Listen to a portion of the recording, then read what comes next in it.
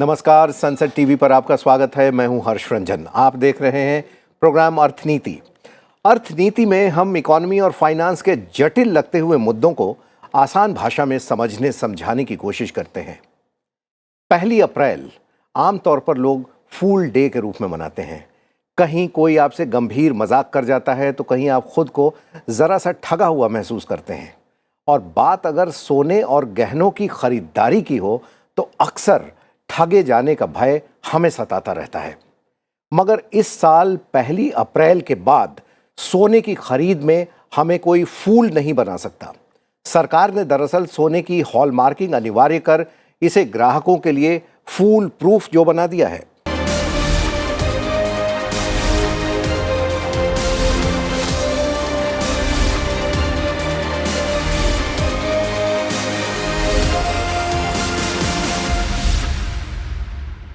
आपके या आपके परिजनों के साथ कभी न कभी सोने और गहनों की खरीद के बाद एक वाकया जरूर हुआ होगा। खरीदा 22 कैरेट का, 10 साल बाद कोई बेचने गया तो निकला 18 कैरेट। और अगर ऐसा आपके साथ नहीं हुआ है तो खुद को खुशकिस्मत समझिए। दरअसल सोने के आभूषणों की खरीदारी हमारी सामाजिक परंपराओं और सुनारों के भरोसे विश्वास की नींव पर की जाती है। 22 कैरेट और 24 कैरेट के खरे चमचमाते सोने के गहने हम खरीद कर तो लाते हैं, मगर सालों बाद जब हमारा कोई उन्हें बेचने जाता है तो दुकानदार उन्हें 14 कैरेट या 18 कैरेट का बताकर हमें कम पैसे देते हैं। और यहीं टूट जाती है एक ग्राहक, एक उपभोक्ता के भरोसे की दीवार। मगर अब ऐसा नहीं होगा। देश में अब हर सोना बिकेगा 6 डिजिट वाली हॉलमार्किंग के साथ, जो देगा ग्राहकों को उनका अधिकार। हमारे साथ 2 मेहमान हैं इस पर चर्चा करने के लिए। पीपी ज्वेलर्स के सीएमडी राहुल गुप्ता हमारे साथ हैं। बहुत बहुत स्वागत है राहुल आपका। साथ ही हमारी दूसरी खास मेहमान है उपभोक्ता मामले मंत्रालय की अवर सचिव निधि खरे। निधि, आपका भी बहुत बहुत स्वागत है। और उपभोक्ता मामलों पर निधि जी ने बहुत ही गंभीरता के साथ और गहराई से काम किया है। और पहला सवाल आपसे ही कि जो ये नई व्यवस्था बन रही है हॉलमार्किंग की, ये क्या व्यवस्था है, इसके बारे में विस्तार से बताएं। हॉलमार्किंग हमारे भारत में 2000 से ही ये स्टार्ट किया गया और मुख्य रूप से इसे एक अश्योरेंस ऑफ प्योरिटी के रूप में इसको लाया गया ताकि कंज्यूमर जो है वो समझ सके कि वो जिस प्योरिटी का सोना उसने ख़रीदा है वो वास्तव में उसी प्योरिटी का उसको मतलब वो उससे ठगा ना जाए। तो ये स्कीम जो है वो वर्चुअली पिछले 22 साल से एक वॉलेंटरी लेवल पे चल रही थी। फिर ये लाया गया कि इसको एक मैंडेटरी रूप में इसको लाना चाहिए, तभी जा कर के फिर जो ग्राहक है उसे पता चल सकेगा कि वास्तव में उसका सोना वही है जो उसने ख़रीदा है कि नहीं। इस मैंडेटरी प्रोसेस को लाने के लिए शुरू में कुछ मैंडेटरी डिस्ट्रिक्ट्स में इसे किया गया। उस समय तक जो 4 डिजिट का HUID था वो चल रहा था, लेकिन जो जुलाई 2021 से हमने 6 डिजिट का HUID मार्क लाना शुरू किया, जो कि 6 डिजिट का अल्फ़ा न्यूमेरिक मार्क है और इसे ट्रेस किया जा सकता है। यानी कि अब कोई धोखाधड़ी, कोई फेक हॉलमार्क के माध्यम से भी नहीं किया जा सकता। तो एक तरह से ये गारंटी ऑफ प्योरिटी का मार्क है और सभी उपभोक्ताओं को इसे देखना चाहिए। जब भी वो सोने के गहने की ख़रीदारी कर रहे हैं तो उन्हें ये देख समझ करके करना चाहिए, वो ऐसे में फिर ठगे नहीं जाएंगे। बिल्कुल। आप जो HUID की बात कर रही हैं, मैं समझ रहा हूं कि HUID मतलब hall marking unique identification number, जो कि अल्फ़ा न्यूमेरिक होगा और इसके द्वारा अगर ये उसमें रहेगा तो कहीं से भी आप ट्रेस कर सकते हैं, बेशक वो छोटा रहे। लेकिन इसमें बहुत सारे ज्वेलर्स से हमने बात की और हमारे साथ बैठे हुए हैं CMD पीपी ज्वेलर्स के। इसमें कुछ परेशानियाँ भी आप लोग बता रहे हैं कि इतनी आसानी से नहीं हो जाएगा। क्या चुनौतियाँ पेश आ रही हैं? देखिए, जो मेट्रोपोल्स हैं उसमें तो हॉलमार्किंग सेंटर और अंडरस्टैंडिंग और सब चीज़ें बहुत आराम से मुहैया हैं, परंतु देश में जो B ग्रेड और C ग्रेड सिटीज़ हैं और वहाँ पे जो व्यवसायी भी हैं, उनके लेवल पे इस चीज़ को शुरुआत में इम्प्लीमेंट करना, वो भी एकदम अनिवार्य के स्टेज से मुझे लगता है थोड़ा मुश्किल है। तो मेरी यही सरकार से गुजारिश है कि दोनों चीज़ें बहुत महत्वपूर्ण हैं। कंज्यूमर ठगा ना जाए, ये सबसे बड़ी बात है, क्योंकि यदि विश्वास ही ख़त्म हो जाएगा जो इतनी जो पुरानी चीज़ें चल रही हैं भारतीय सभ्यता के अंदर कि हर शादी पे, हर तरह के त्यौहार पे जो लोग आपस में सोना देते हैं, वो विश्वास ख़त्म होना बिल्कुल गलत है। और सरकार बहुत अच्छा कर रही है कि पूरी जिम्मेदारी ले रही है कि जिसको जितना पैसे दिए उतना सोना मिले, परंतु एट द सेम टाइम जो वो व्यवसायी है उसकी भी कंप्लायंस की जो जिम्मेदारी है उसको आसान रखें और उसको थोड़ा समय दें कि वो करते करते हो पाए। जैसे जब आप हॉलमार्क कहीं पे होना चाहते हैं तो ये आपकी जो दुकान है या आपका जो व्यवसाय है, यदि कोई कंपनी है उसके मल्टीपल शोरूम है, तो आपको अपने आप को हर ब्रांच को हॉलमार्किंग सेंटर के साथ रजिस्टर करना होता है। उसका फॉर्म है, आपको अपने यहाँ से वहाँ तक का नक्शा देना होता है, सारी चीज़ देनी होती है, जीएसटी रजिस्ट्रेशन नंबर वगैरह हर चीज़। तो मेरा ये मानना है इसको कुछ ऐसा करा जाए कि पहले ये कर दिया जाए कि सबका हॉलमार्क में रजिस्ट्रेशन होना मैंडेटरी है। मान लीजिए 1 अप्रैल से उनका रजिस्ट्रेशन होना मैंडेटरी हो गया कि सबको अप्लाई कर देना है 1 अप्रैल से 15 अप्रैल के अंदर। उसके बाद मान लीजिए 30 जून की कट ऑफ के अंदर सब रजिस्टर हो जाने जरूरी हैं अप्लाई के बाद। उसके बाद सरकार 30 सितंबर से बी ग्रेड और फिर 31 दिसंबर पे सी ग्रेड। तो थोड़ा फेज्ड मैनर में इंसान को एकदम यह ना लगे कि ये मेरे लिए कोविड लॉकडाउन जैसा है कि आज शाम को हुआ और कल से मुझे सारा माल वो करना है। लेकिन यहाँ रोकना चाहूंगा, ये जो आप कह रहे हैं कि अचानक से, मुझे नहीं लगता है कि ऐसा अचानक से हुआ। 21 महीने पहले से सरकार ने समय दिया हुआ था और इसकी तैयारी की जानी चाहिए। इसमें एक बार बताना चाहूँगा, 21 महीने पहले आपको मालूम है देश में क्या व्यवस्था थी। 2021 में सब कुछ लॉकडाउन था। यदि उस समय हम मैंडेटरी, ये भी बताना चाहूँगी कि देखिए जब अगर आप 2021 के आंकड़े देखिए तो सिर्फ 2.47 करोड़ ज्वेलरी जो है वो हॉलमार्क्ड हुई। अगर आप 2022-23 यानी इस वर्ष का अगर आप देखते हैं तो you will be surprise to know कि वो 11.37 करोड़ ज्वेलरी हॉलमार्क्ड हुई है। तो ये भी शो करता है कि न केवल कंज्यूमर की बहुत ज़बरदस्त डिमांड है कि भाई उसे एक हॉलमार्क ज्वेलरी चाहिए, ज्वेलर्स भी इस डिमांड को ध्यान में रखते हुए उन्होंने भी अपनी ज्वेलरी को हॉलमार्क किया है। मैं ये भी कहना चाहूँगी कि जहाँ पे मैंडेटरी नहीं भी हुआ है, 288 डिस्ट्रिक्ट्स में तो मैंडेटरी है, इसके बियॉन्ड जहाँ है करीब 17,000 से अधिक ज्वेलर्स ने वॉलंटरली अपने आप को रजिस्टर किया है। ये दिखाता है कि हमारा बाज़ार परिपक्व है, हमारा सिस्टम भी बहुत मैच्योर हो गया, स्टेबल हो गया और अब इसमें ये गुंजाइश है कि हम 100% हॉलमार्क ज्वेलरी की तरफ जाएं और इसको तो कंज्यूमर के हितों की संरक्षण के रूप में इसे देखा जाना चाहिए, क्योंकि जो ज्वेलर्स हैं, जो हमारे ट्रेडर्स हैं, वो सभी अल्टीमेटली तो कंज्यूमर्स ही हैं। कंज्यूमर्स तो ये उनके लिए भी उतना ही महत्वपूर्ण है। नहीं, इसके निधि जी, इससे कोई परहेज नहीं कर रहा है कि जो सरकार ये नियम लेकर आई है ये बहुत अच्छा है, लेकिन इसमें मुझे लगता है जैसे ये 2 अंगूठियाँ मैं पहनता हूँ, एक अंगूठी में तो हॉल मार्किंग भी है, 4 डिजिट वाली है और इस पे कितना कैरेट है वो लिखा हुआ है। ये दूसरी अंगूठी जो है ये लोकल किसी कारीगर से जो गली मोहल्ले में होते हैं उनसे लिया गया है। और इस देश में लगभग कोई भी शहर ऐसा नहीं है जहां ख़रीदारी के लिए हम सिर्फ बड़े ही दुकानों में, पीपी ज्वेलर्स में जाएं या तनिष्क में जाएं, ये छोटे दुकानदार कैसे करेंगे काम? देखिए, छोटे दुकानदारों की जो समस्या है उसको ध्यान में रखते हुए जिनका भी टर्नओवर 40 लाख से नीचे है उन्हें एग्जेम्प्ट किया गया है। क्योंकि देखिए ये भी बात सही है कि जब एक बहुत छोटी सी कोई चीज़ हम बनवाते हैं तो शायद उसके लिए जो उसका ट्रस्ट है वही बहुत काफ़ी है।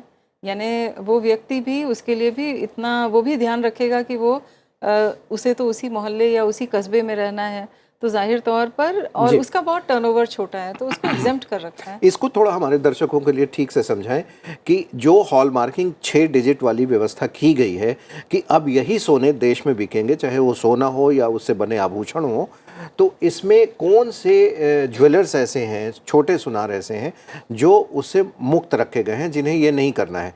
और इसी से जुड़ा दूसरा सवाल भी यहाँ उपस्थित होता है कि जब एक बार अगर आपने बिना हॉल मार्किंग के सोने को ख़रीद लिया उस दुकान से, फिर भविष्य में आप उसका कैसे बेचेंगे? तो ये दोनों ही बहुत अच्छे प्रश्न हैं। एक तो ये कि किन्हें इससे छूट है, तो छूट उन्हें है जो कि 40,000 एनुअल जिनका टर्नओवर है, 40 लाख 40 लाख, हाँ, 40 लाख जिसका टर्नओवर है, उसे मैंडेटरी हॉल मार्किंग ऑर्डर से छूट है।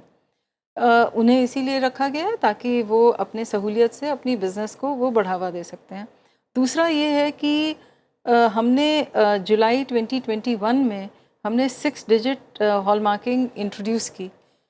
उसका 21 मंथ इसीलिए दिया गया कि जो पुराने वाले HUID मार्क्स हैं 4 डिजिट वाले, उसको धीरे धीरे आप स्टोर से निकाल करके अपने स्टोर से हटा लें, क्योंकि at some point of time तो निश्चित रूप से एक ही डिजिट रखना होगा, अदरवाइज़ कंज्यूमर्स के मन में बहुत कन्फ्यूजन होता है।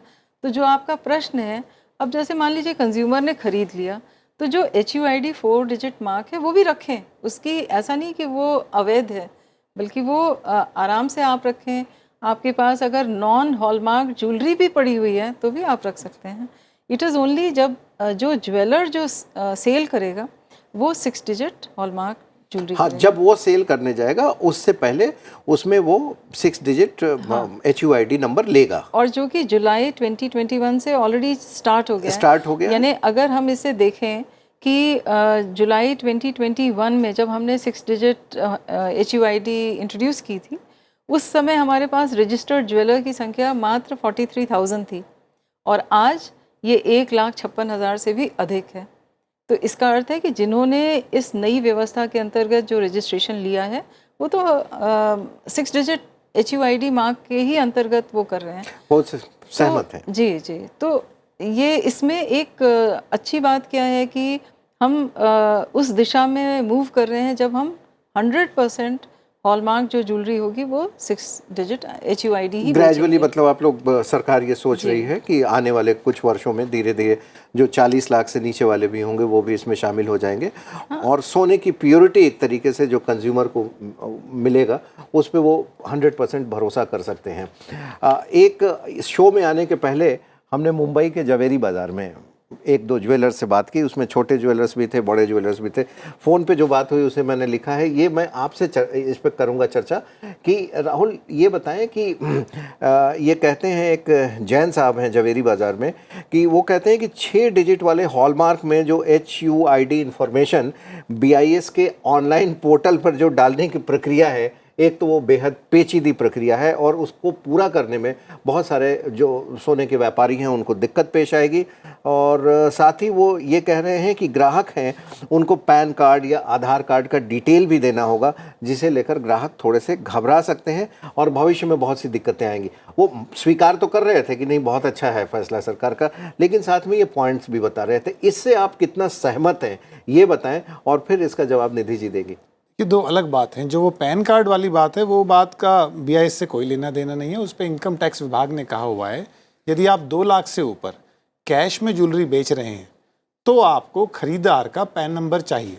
तो उस बात का BIS से कोई मतलब नहीं है। और ये सरकार ने इसी बेस पे कहा है कि जो खरीद रहा है और 2 लाख रुपए दे रहा है तो साल की आय के हिसाब से वो इनकम टैक्स में कहीं कवर हो, वो बात बिल्कुल उस तरफ है। और यदि आप चेक से, क्रेडिट कार्ड से, UPI से, किसी से पे कर रहे हैं तो आपको पैन नंबर नहीं देना होता, क्योंकि आपके एंटीसीडेंट्स ऑलरेडी सिस्टम में मौजूद होते हैं।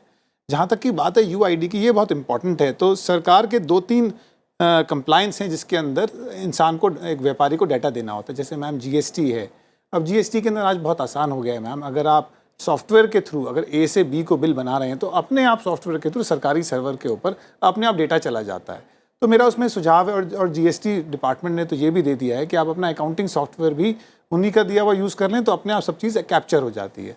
तो आज मैम BIS में ये पोजीशन है, यदि आज मैं किसी कारीगर से या अपनी फैक्ट्री में माल बनाता हूँ तो मुझे हर सिंगल पीस की आपके सर्वर पे एंट्री करनी है। तो मेरा उसमें 2 सिंपल सुझाव है मैम। एक तो आम तौर पे आपने देखा होगा एक्सेल शीट आप अपलोड कर सकते हैं किसी भी सिस्टम के अंदर, चाहे वो MCA की साइट हो, चाहे वो GST की हो, तो वो अपने आप वो डेटा लेकर डेटा को चेक करके नंबर दे देता है।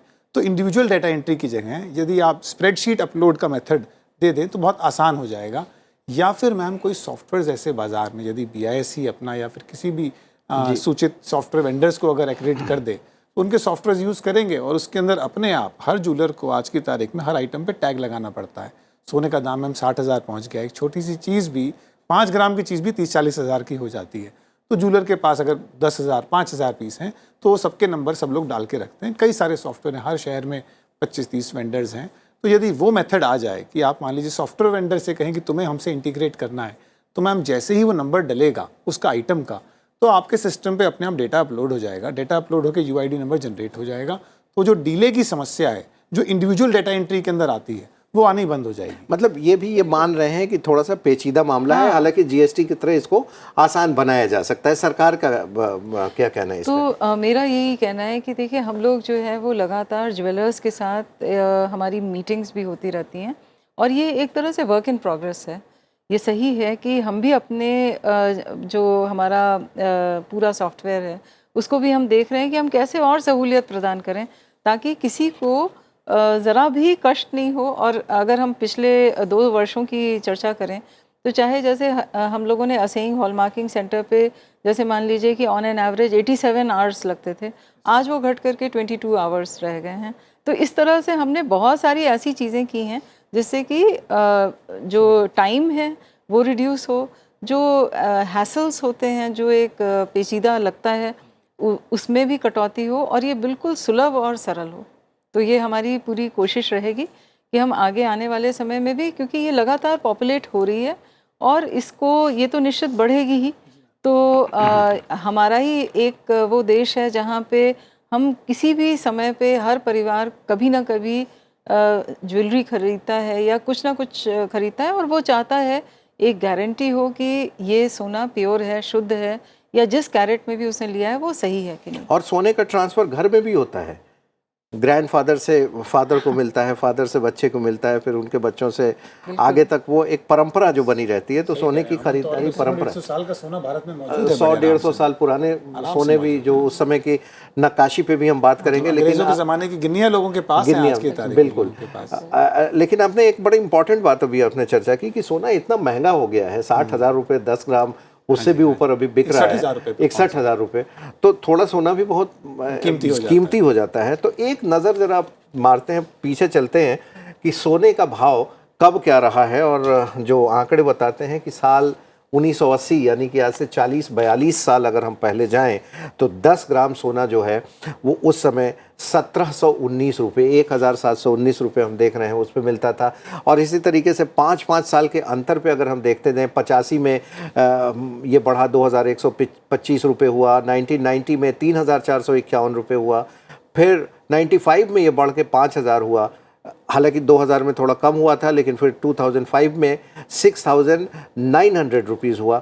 और उसके बाद राइट हैंड साइड पे जो आप आंकड़े देख रहे हैं, देखिए 2010, 11, 12, 13 में लगातार ये फिगर जो सोने का है कीमत वाली वो बढ़ता गया।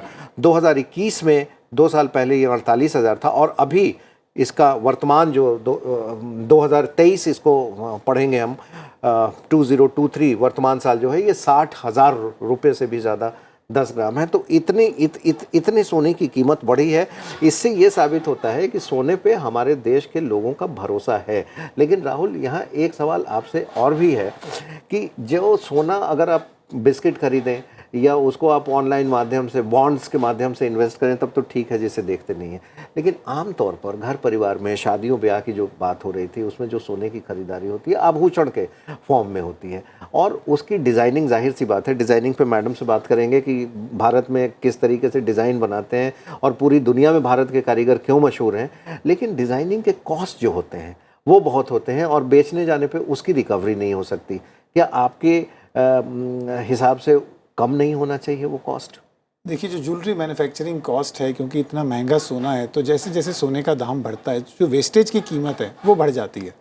मान लीजिए यदि सोना आपने दिखाया 2005 में 6900 रुपये था, अब यदि किसी की वेस्टेज उस टाइम पे 5% है तो उस समय के दाम पे है, परंतु आज 60,000 हो गया तो आज की वेस्टेज तो आज के दाम पे ही हो जाएगी।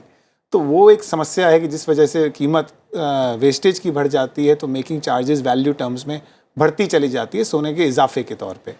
परंतु उसको कम वेस्टेज तो देखिए जितनी आप बना रहे हैं उतनी रहेगी। और कुछ चीज़ें भारत में ऐसी बनती हैं जिसमें इतनी नक्काशी रहती है कि एक 1.5 महीने में प्रोडक्ट्स बनते हैं। जैसे अब हम बात करें पोल्की की चीज़ें हुई, तो अब BIS के आने से ये चीज़ अच्छी हो गई। पोल्की में पहले लाख और प्योरिटी का बहुत कन्फ्यूजन रहता था, तो अब एटलीस्ट इतना क्लैरिटी है कि लोग, कुछ सरकार ने तो कहा है आपको कुंदन हॉलमार्क कराने की ज़रूरत नहीं है, परंतु जूलर्स हैं जो अपना कुंदन का सामान भी हॉलमार्क करा के बेचते हैं। बट उसमें कीमत जो है बनने की, उसके अंदर मुझे नहीं लगता कि कोई बहुत कटौती हो सकती है, क्योंकि भारत के डिज़ाइन विदेशों की तरह मशीन मेड नहीं है कि आपने एक जैसी अंगूठियाँ 100 और हज़ारों बना रखी हों। भारत में तो हर आदमी अपना, हर एक कल्चर के अंदर अलग तरह की डिज़ाइनिंग। आप सोचिए कि अगर साउथ में चले जाएं आप तो लोग टेम्पल वगैरह की जो एम्बोसिंग है वो ज़्यादा है। वही आप नॉर्थ के अंदर आ जाएं तो फ्लैशी चमकती हुई चीज़ें ज़्यादा हैं, ऊपर हाई पॉलिश की चीज़ें ज़्यादा हैं। तो हर जगह का अपना टेस्ट है। ऐसा नहीं है कि मास प्रोडक्शन के मेथड से सोना बन रहा है। हर शहर में हर एक टेस्ट के हिसाब मतलब से जो बन रहा है। वेस्टेज होता है उसके उसकी हिसाब तो से वो कीमत करते कम हैं। होना। एक महिला होने के नाते जाहिर सी बात है आभूषणों की खरीदारी आप भी करती होंगी। जब आप अपनी सीट पे नहीं हैं, एक गृहिणी हैं, एक महिला हैं, तो आपको क्या नहीं लगता है कि ये डिज़ाइनिंग जो है, अच्छी अच्छी डिज़ाइनिंग तो है लेकिन काफ़ी उसमें पैसे ज़्यादा चार्ज करते हैं? ये तो सही है, लेकिन जब आप इसकी डिज़ाइनिंग की महत्व को देखते हैं, उनका लेबर देखते हैं, और जब आप देखते हैं कि उसमें जो उन्होंने मौलिकता रखी है, तो इन सभी चीज़ों को देख कर के फिर ज़ाहिर तौर पे किसी भी डिज़ाइनर प्रोडक्ट को तो उसकी कीमत अदा ही करनी पड़ती है। तो अगर, लेकिन मैं ये भी कहना चाहूँगी कि आज के समय में मशीन मेड ज्वेलरी भी अवेलेबल है। तो जिसको कोई विशेष डिज़ाइन से अगर नहीं भी वो चाहिए, तो वो मशीन मेड आपको चेन्स हैं, अंगूठियाँ हैं, जो मतलब रोज़मर्रा की जो चीज़ें हैं वो आसानी से अवेलेबल हैं। लेकिन हमें ट्रेजर करना चाहिए कि भारत ही एक अकेला देश है जिसमें कि अलग अलग रीजन में अलग अलग डिज़ाइंस का प्रचलन है, और ये बड़े पुराने डिज़ाइंस हैं जो कि पीढ़ी दर पीढ़ी हमारे बीच में आज भी ज़िंदा है। तो ये हमारी खूबी है, इसको हमें बचा के रखना चाहिए। जब भी कंज्यूमर की बात होती है, सोने की बात होती है, ख़रीदारी की बात होती है, एक टर्म आता है QCO, यानी क्वालिटी कंट्रोल ऑर्डर्स। इसको 4 भागों में शायद बांटा गया है, मैं पढ़ रहा था। गुणवत्ता योजना, गुणवत्ता नियंत्रण, गुणवत्ता आश्वासन और गुणवत्ता में और क्या सुधार किया जा सकता है। ये क्या होता है अगर सोने के संदर्भ में बात करें? सोने के संदर्भ में जैसे कि ये हॉलमार्किंग ही जैसे किया, तो अब इसमें एक ये स्टैंडर्ड आ गया कि 14 कैरेट किसे कहते हैं, 22 कैरेट किसे कहते हैं। कई बार क्या होता था जब हम लोग इस चीज़ को देख भी रहे थे, तो एक ये बात भी निकल कर के आई कि कई जगह पे कैरेटेज में भी एक इशू था। इसलिए वो स्टैंडर्ड बनाना बहुत ज़रूरी था कि ये साइंटिफिकली ये स्टैंडर्ड हुआ जो कि सभी पर लागू होगा। तो जब आप 14 कैरेट कहते हैं तो क्या कहते हैं, 18, 20, एक नंबर लिखा हुआ आता है। हाँ। अगर 999 लिखा हुआ है तो वो 24 कैरेट मानते हैं। इसका मान लें कि उसमें 99.9% जो है वो शुद्ध सोना है। देखिए भारत में ना सबसे ज़्यादा 22 कैरेट बिकता है। जी। तो 22/24 मैथमेटिकली आता है 9166 रेकरिंग, जबकि सरकार ने उसको एक स्पेसिफिक नंबर दे दिया है 916। मतलब आप 91.60% बनाएं तो सरकार ने अधिकृत कर दिया कि ये 22 कैरेट माना जाए। इस तरह से ये स्टैंडर्ड्स होते हैं।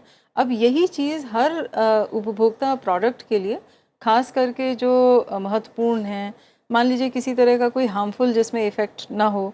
अभी हम लोगों ने खिलौनों के लिए QCO हम लेकर के आए। आइडिया बीइंग कि कई बार जब आपके पास स्टैंडर्ड नहीं होते हैं तो एक सब स्टैंडर्ड सामान आपके बाज़ार में पूरा कवर कर देता है। इससे जो स्टैंडर्ड्स के एडहियरेंस के लिए या कंप्लायंस में जो मैन्युफैक्चरर्स आते भी हैं, फिर वो हतोत्साहित हो जाते हैं कि भाई बाज़ार तो पूरा सब स्टैंडर्ड माल से भर गया।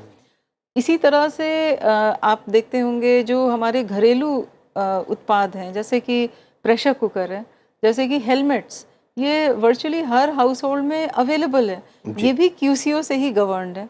और पिछले दिनों मैंने इस पर एक्शन भी लिया जब मैंने नोटिस किया कि ई-कॉमर्स एंटिटीज़ के द्वारा बिना ISI मार्क के प्रेशर कुकर और हेलमेट्स बेचे जा रहे थे, तो उन पर पेनल्टी लगी एंड सो ऑन। तो इशू ये है कि हमारा जो कंज्यूमर है जब वो बाज़ार में जाए तो उसे सेफ़ प्रोडक्ट, नॉन हैज़र्डस प्रोडक्ट और एक अच्छी क्वालिटी का प्रोडक्ट उसे मिले। राहुल, किसी भी व्यक्ति का वर्थ कितना है, कितना सोना उसके पास है, एक तरीके से तो तय होता ही है कि उनके पास इतना सोना है, इस देश के पास इतना सोना है। देश की अर्थव्यवस्था में भी हम सोने को कई बार मेजर करते हैं कि यहाँ पे इतना सोना है, और साथ में अंतर्राष्ट्रीय स्तर पर उसकी कीमतें बढ़ती हैं, अभी भी बढ़ रही हैं। देश की अर्थव्यवस्था के हिसाब से अगर आप देखें, क्योंकि आप पेशे से चार्टर्ड अकाउंटेंट भी हैं, तो गोल्ड कितना कंट्रीब्यूट करता है? देखिए भारत में पहली बार जब प्रधानमंत्री ने गोल्ड मोनेटाइजेशन स्कीम और गोल्ड डिपॉजिट स्कीम लॉन्च करी 2017-18 में, तो पहली बार वो एस्टीमेट सामने आया कि उस समय के दाम के हिसाब से भारत में $1.25 ट्रिलियन का US डॉलर का सोना मौजूद था।